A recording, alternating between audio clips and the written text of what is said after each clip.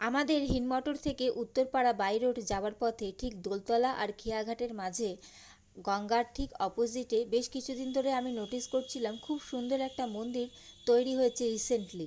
তো সেখানে যাওয়ার একটু ইচ্ছা ছিল, যে এত সুন্দর লাগে গঙ্গার এপার থেকে। তো সেই থেকে একটা ইচ্ছা ছিল। তো ফাইনালি গতকাল বুধবার আমরা সেখানে পৌঁছে গিয়েছিলাম। আর এই মন্দিরটা যাওয়ার সব থেকে সহজ রাস্তা হচ্ছে আমাদের উত্তরপাড়া খেয়াঘাট থেকে লঞ্চে করে ঠিক ওই পারে আড়িয়াদহ লঞ্চঘাটে নেমে লঞ্চঘাটের একদম গায়ে মন্দিরটা। জাস্ট হাঁটা পথে 1 থেকে 1.5 মিনিট লাগবে। তো ফাইনালি আমরা কাল পৌঁছে গিয়েছিলাম। চলো তোমাদেরকে দেখিয়ে দিই মন্দিরের ডিটেলস, মন্দিরের ভেতর কি আছে, কেমন দেখতে। মন্দিরের নাম হলো শ্রী স্বামী ধনঞ্জয় দাস কাঠিয়া বাবা সাধন সেবাশ্রম। আর এই মন্দিরে দর্শন করার টাইম হচ্ছে বিকাল 5:30 থেকে সন্ধ্যা 7:30 পর্যন্ত। এটা হলো মন্দিরের মূল দরজা।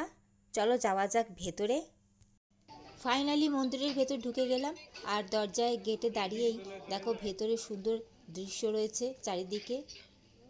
মন্দিরটা বিশাল বড়, ভেতরে অনেকটা এরিয়া জুড়ে। আর মন্দিরটা খুবই ভালো, আমার তো খুবই পছন্দ হয়েছে। আশা করছি তোমাদেরও সবার খুবই পছন্দ হবে। যতটা পেরেছি আমি ক্যাপচার করে এনেছি। ভালো লাগলে অবশ্যই একবার ঘুরে এসো মন্দিরটা।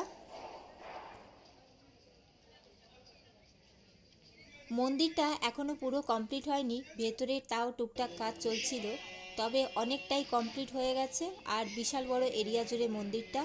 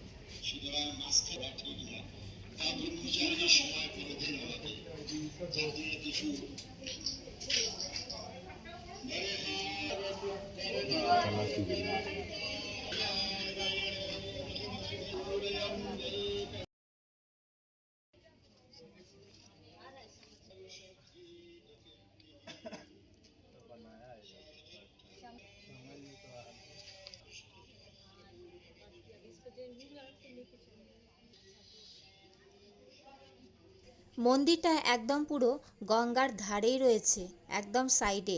আর দেখো বিশাল বড় বড় যে মূর্তিগুলো, এগুলো কিন্তু অপোজিট পার থেকে এটা ভালো মতনই বোঝা যায়। তো এটা দেখেই আর মন্দিরটা এত বড় একটা মন্দির দেখেই আমাদের ইচ্ছা ছিল এখানে আসার। তো এখানে আসতে পেরে খুবই ভালো লাগছে, কারণ মন্দিরটার ভেতরে এত সুন্দর দেখে মনটা একদম ভরে গেছে। মন্দিরটা রয়েছে একদম আড়িয়াদহ লঞ্চঘাটের একদম গায়ে। আমাদের খেয়াঘাট থেকে ডাইরেক্ট লঞ্চ করে আসলে সবথেকে বেশি সুবিধা। আর কেউ যদি বাই রোড আসতে চায় তাহলে আড়িয়াদহ লঞ্চঘাটে সামনে আসতে হবে, ওইখান থেকে জাস্ট ওর গায়ে রয়েছে।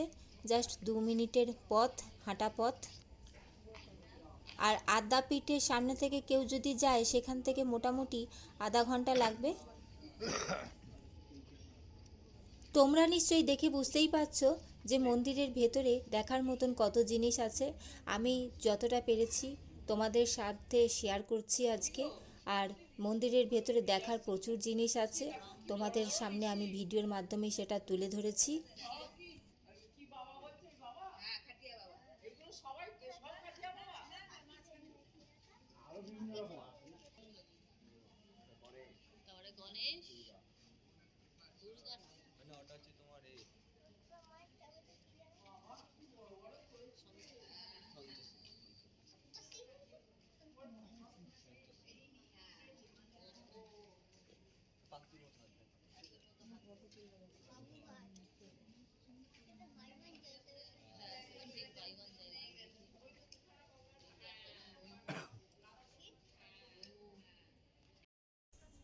ঘুরতে ঘুরতে দেখো একদম মন্দিরের পেছন দিকে চলে এসেছি। পুরো তোমাদেরকে আগেই বললাম গঙ্গার একদম ধারেই। আর এটা হচ্ছে মন্দিরের পেছন দিক।